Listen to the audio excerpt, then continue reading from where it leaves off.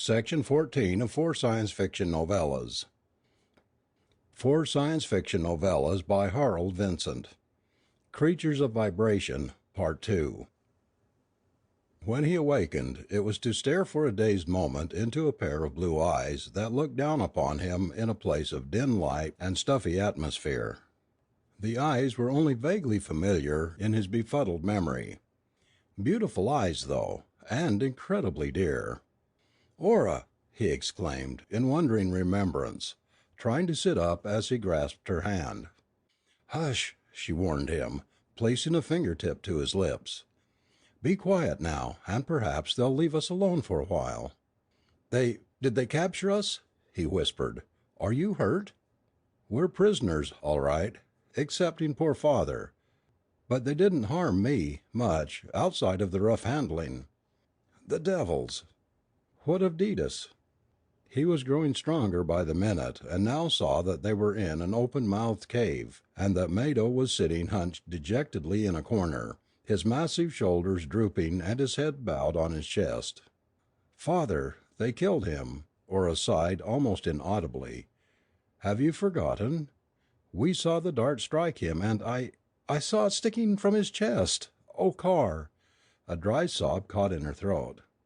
Yes, Lord," Carr groaned, sick at heart with the sudden recollection and full compassion for the stricken girl. He patted her hand with clumsy tenderness as she turned her head and gazed out through the cave mouth in silence that was fraught with intense pain.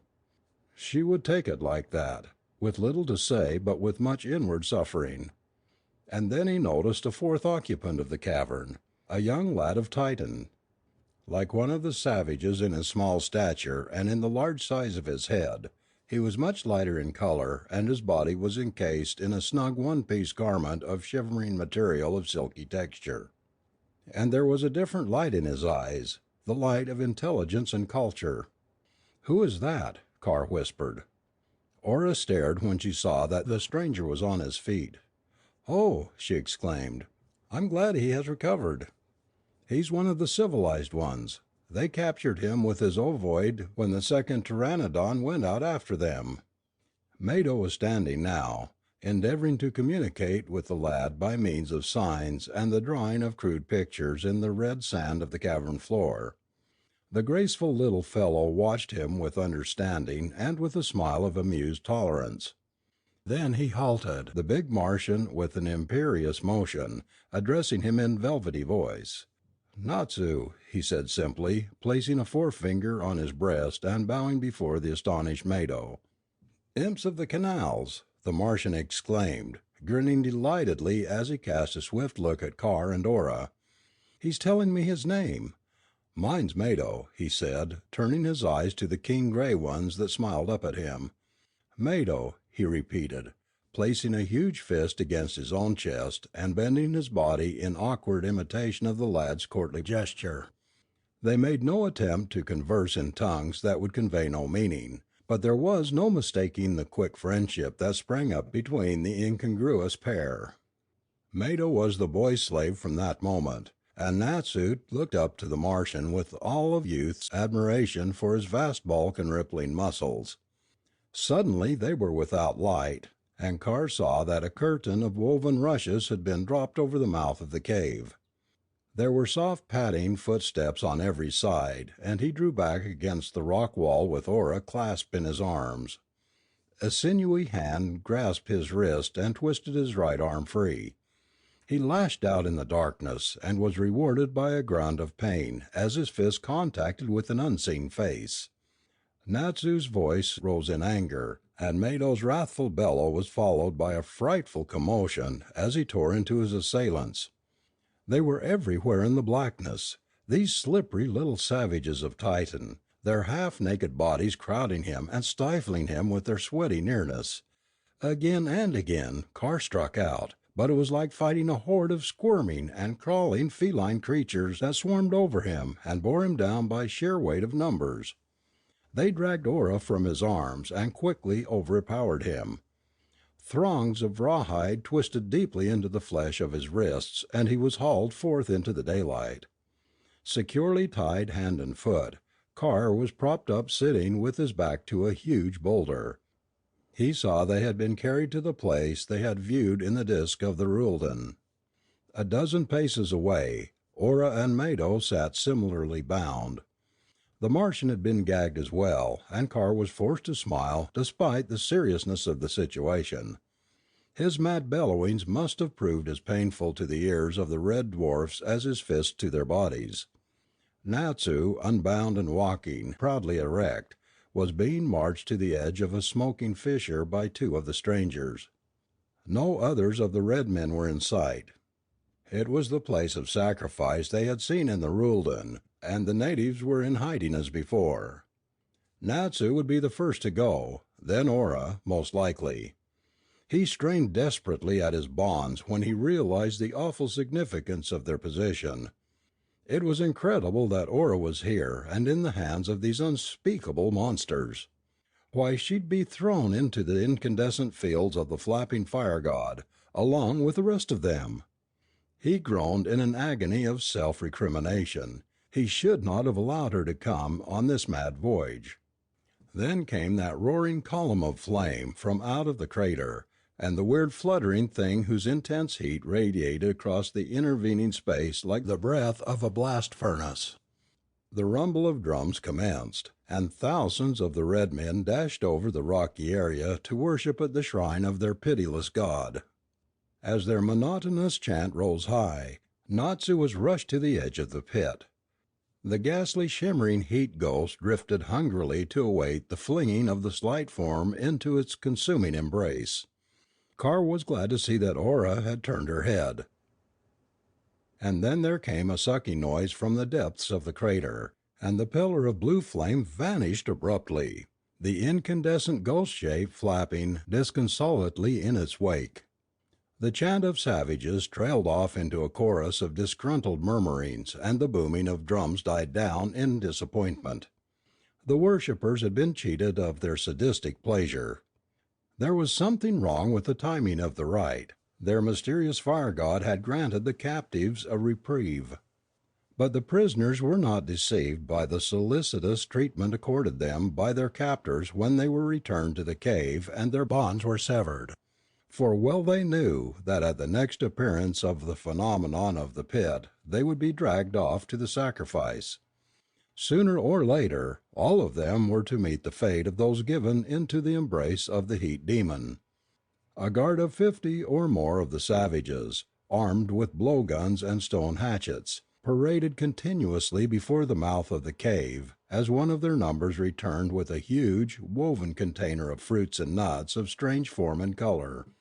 This was set before them, and the bearer withdrew. "Huh," Mado grunted. "Seems like they want to fatten us up for this heated cheat of theirs. Like hogs fattened for the market."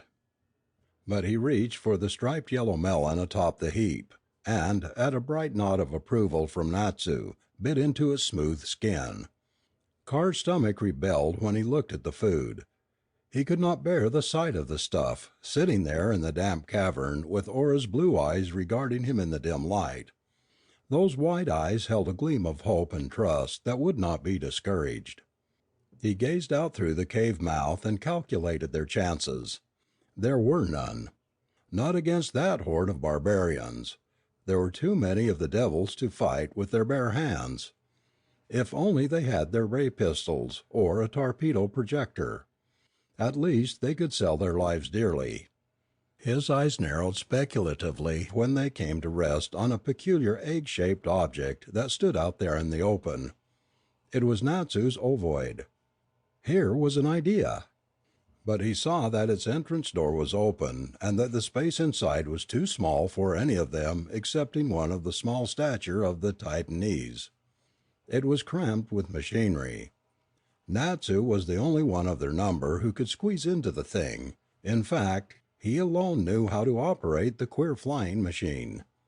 There must be others of his kind, plenty of them, another country or a city full of them at least. Perhaps he might obtain aid if only he could be made to understand, and if they could get him out of there safely somehow. "Mado," he called, pointing. Do you suppose we could dope a way out of getting Natsu aboard his sky vehicle and go for help?" The Martian stared, his mouth stuffed with food and his jaws in full action. He strained suddenly to swallow the huge mouthful so he could make reply. "Not a chance," he grunted. "Why, there's a million of them out there. You won't catch them napping."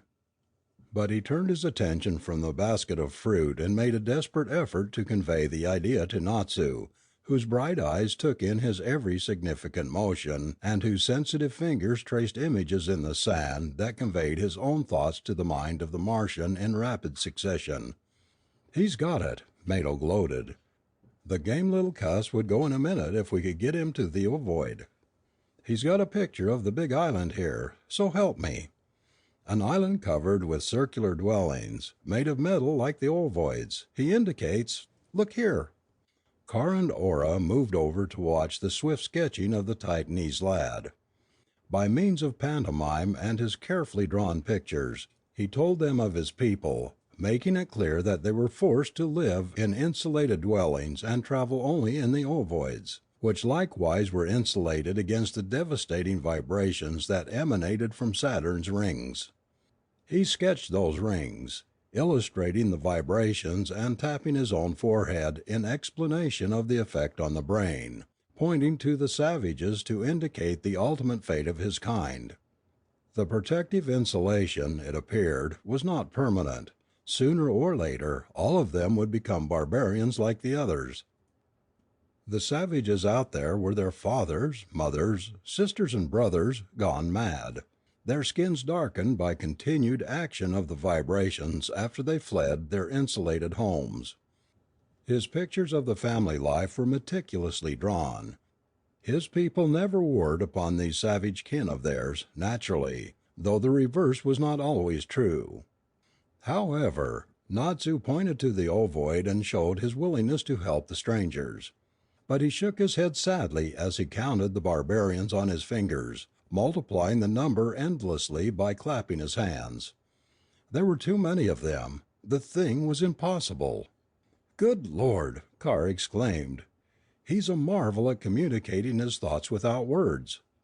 But I'd think his people would beat it for the hills without waiting. Might as well have it over with." "But they're still working on the problem," Ora objected. "With their wisdom, they'll finally get the thing under control, and they probably hope to discover a way of restoring their maddened relatives." She was doing something with the red sand, wetting her fingers in a trickle of water that oozed from the wall, and making a red paste which she smeared on her white forearm and then rubbed off. "I guess you're right," Carr admitted. Then, watching her strange performance, he asked, "What are you doing?" She looked up with sparkling eyes and stretched forth her arm. "It stains, Carr, see?" she exclaimed excitedly. "We can fix up Natsu to resemble one of the savages. It is the exact color of their skin." "Mado," he called, sensing at once the possibilities of her discovery. They could make up Natsu to perfection. Mingling with the barbarians unsuspected, he might get possession of the ovoid. The Titanese fell in with the idea at once, and the two men started to work on him with water and the powdery stuff they had taken for red sand. They stripped him of his silken garment and smeared him from head to foot, Carr taking special care to see that his upper body and face were thoroughly covered. Then, after using his own clothing to swab off the coating, they stepped back to view the result. He was exactly like one of the red men in color now, and he stood there twisting his face in a wicked grin to heighten the similarity. "The little devil," Mado chuckled. "He gets the idea perfectly. We'll have to muss his hair now and fix him up with a kirtle like theirs." Removing his suede jacket and turning it inside out, he draped it about the slim hips of Natsu, then slapping his chest approvingly. "There you are, lad," he told the grinning youngster. "A tough-looking kid we've made of you, too." The words were lost on the young Titanese, but his bright eyes showed that he fully comprehended the humor as well as the gravity of the situation.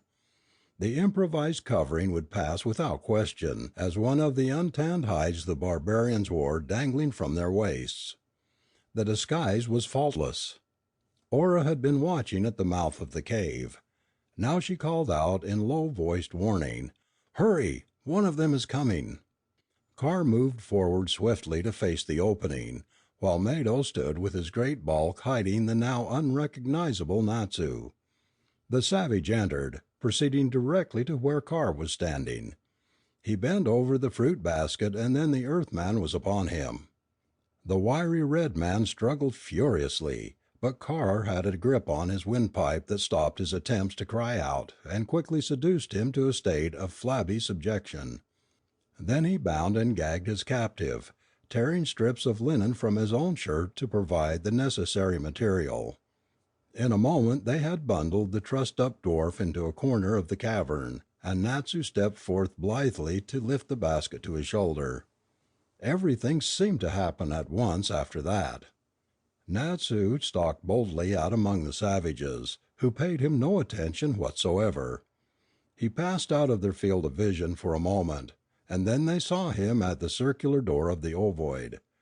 In a flash he was inside, and the thing soared speedily into the air and out of sight. The red men broke forth in a babble of excited jabbering, and then they were crowding into the cave, hundreds of them it seemed, shrieking their rage as they attacked the hapless prisoners. Carr went down fighting madly, but to no avail. He hadn't counted on this. He should have known better. A crushing weight of them was upon him, clawing and beating at him as he struggled to rise. They were suffocating him with their rank animal odors. And then he was dragged into the open air. Battered and dazed, he saw they had found their fellow, the one he had bound and gagged. Ora was considerably mussed up, but unharmed, he observed with relief. But Mado lay there inert. This was the first time Carr had ever seen him take the count at the hands of man. When they had untied the one whose place had been taken by Natsu, he came straight for the Earthman and would have brained him with a huge stone had not his fellows interfered. He objected strenuously, his eyes red with hate and a torrent of harsh gutturals pouring from his lips. But the others held him off. This strange white giant from the machine of the skies was to be saved for the embrace of the fire god. With the entire blame for Natsu's escape thus placed upon the terrestrial, Ora and Mado were returned to the cavern and left unmolested. But Carr was prodded into moving over against a boulder and was surrounded by a semicircle of the dwarves who squatted calmly to watch him, blowguns in their hands and stone hatchets on the ground within easy reach. They were taking no more chances with this one. The long day of Titan dragged interminably, but the watchful eyes of his guards never strayed from their prisoner. At any moment the fire god might make an appearance and the rite of sacrifice take place. Carr supposed that the thing made more or less regular appearances, like a geyser of earth. And next time there would be no escape. Night fell, and still those eyes watched intently in the light reflected against the low-flung clouds from the seething crater nearby. Nothing had been seen of Natsu or any of the ovoids. Probably it was useless to expect them. They could not bring themselves to do battle against these savage kin of theirs. Anyway, he was glad the little fellow had gotten away. He hoped he was safely in bed, if they had beds in those insulated dwellings. He could not sleep. All through the night he sat with bowed head, alternately planning rescue attempts and cursing himself for bringing Ora to this horrible end. Detis was dead. The nomad was hopelessly beyond repair for many days.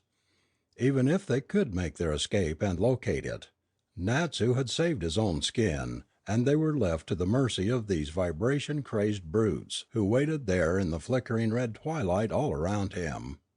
It was a revolting ending for an adventure that had started so auspiciously.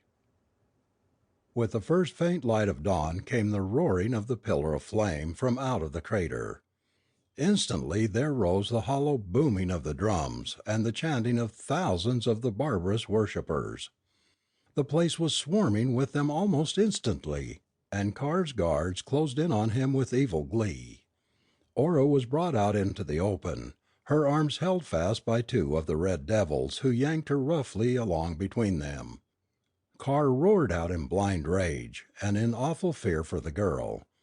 He struck out viciously into the first grinning face that pressed near. Something in his brain seemed to snap then, and he became a snarling, fighting animal, battling against overwhelming odds in defense of his mate. A dart buried itself in his arm and a stone hatchet bit into his shoulder, but he scarcely felt the hurts. All that mattered now was Ora. They were taking her away, taking her to the fields of that incredible hot thing that flapped there at the crater's rim.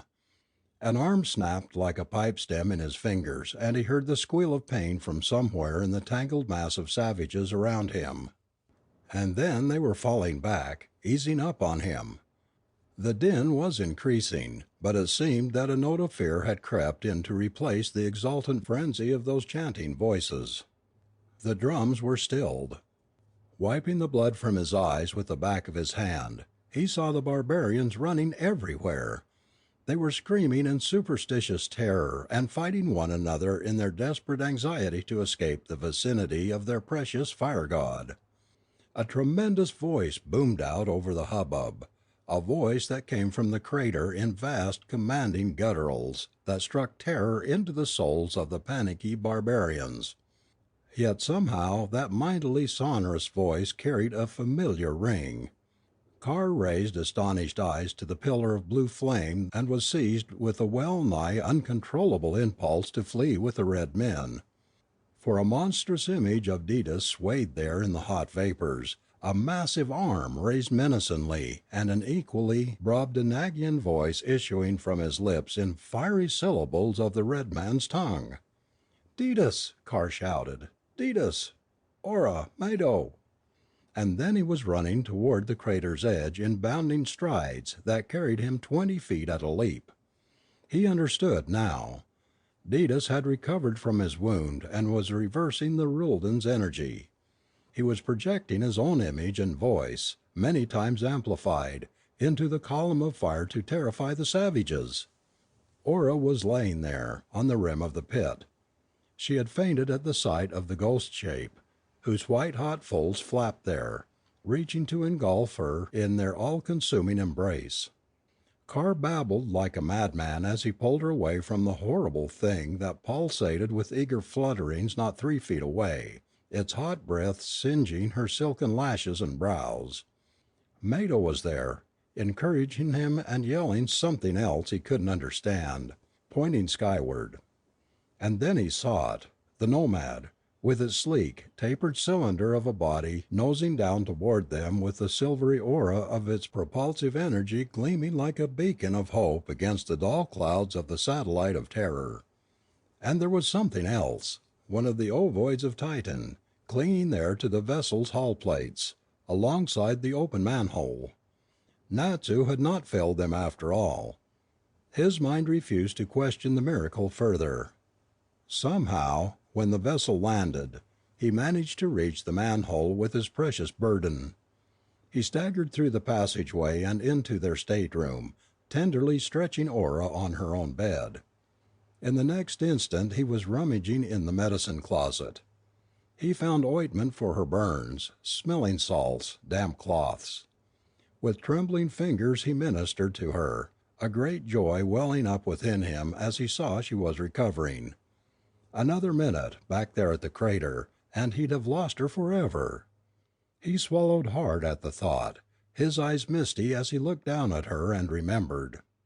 Impatiently he jerked the barbed dart from his arm, and poured a powerful antiseptic into the open wound, unmindful of the pain. As best he could, he disinfected his other cuts and bandaged them. Ora had raised herself and now sat there, swaying weakly and regarding him with anxious gaze. A little later they made their way forward to the control room. The Nomad had taken off and was drifting slowly higher. At the controls sat a strange, bedaubed figure, Natsu. Mado was peering through the coils of a helix of silver ribbon that had been erected beside the Rulden. "Father!" Ora darted past him and dropped to her knees on the floor plates at the Martian's side. The body of Detis was slumped there a ghastly corpse within those gleaming coils. But his kind features were fixed in a serene smile. He had gone to his reward with content in his heart. Only then did Carr remember. One could not subject his body to the reversed energies of the Rulden without certain expectation of death. A few short seconds with those terrible oscillations surging through his being, carrying the amplified visual and aural reproduction through the ether, and the European scientist had perished. Knowingly, willingly, Detis had given his life that the rest of them might live. Recovered miraculously from his first serious injury, he had done this magnificent thing deliberately and gladly. A great lump rose in Carr's throat as Ora's sobbing came to his ears. With his vision blurred by tears, he turned to the pilot's seat, where Natsu faced him with solemn eyes. "Natsu, go now," the amazing young Titanese stated. He spoke in halting syllables of Cos, the language of the inner planets. Carr stared agape, scarcely believing his ears. "Detis great man," Natsu continued, relinquishing his seat to the dazed Earthman. "Natsu find him in ship. My people already there with him. They want to help when you come. Return after capture and heal dart wound of Detis. Bring wire and help him fix motors. Work very quick, my people. Detis have brain machine. Talk with Natsu, teach him words, also very quick. Natsu tell where you are and come to help. Then he scare away red men and die. That is all. Now I go, and you go also, quickly." So that's how it happened, Carr muttered, slowly mulling over the amazing things he had heard. He watched the Titanese lad keenly as his eyes wandered in Mado's direction. He saw the admiring light that came into them as the big Martian removed the body of Detis from the helix and carried it gently away. "Wait a minute," he interposed, as Natsu made as if to leave. "Mado would like to talk to you." "Must go soon." The youngster drew himself up proudly. "Natsu is prince of his people. They need him. And you must go at once. Vibrations of Mother Planet's rings work on you too long already. Must be quick, else you be wild men, like those down there." He waved his arm in a gesture that embraced all Titan. Anxiety was written large on his countenance and his gaze traveled nervously to the door through which Mado must return. The big Martian was not long in coming. He had carried the body of Detis aft, leaving Ora there with her dead. Carr's heart ached for her. He knew how silently and terribly she suffered. Knowing that her father had been healed of his deadly wound by the friendly Titanese, only to be taken from her afterwards by his own heroic act, made the blow doubly hard.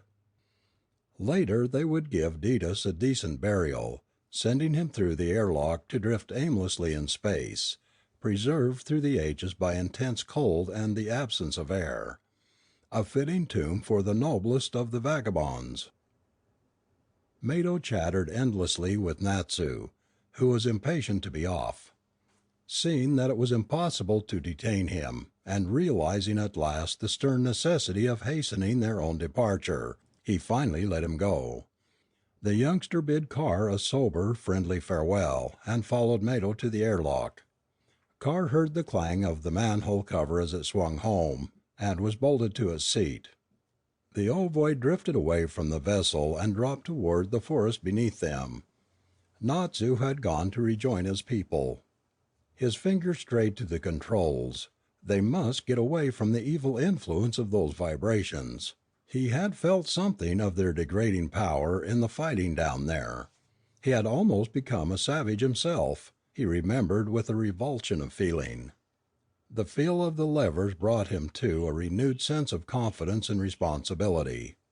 A while back he thought he'd never perform such simple duties again. The nomad responded instantly and rose swiftly to hover over the pit of the fire god. The flame had partially subsided and the ghost shape wobbled there, changing form rapidly with darkening colors. Some weird phenomenon of nature that those brutes had set up as a deity. Carr increased the repulsion energy once more and the nomad shot skyward like a rocket. Through the floor port he saw Natsu's tiny ovoid scudding over the treetops. Then it had vanished.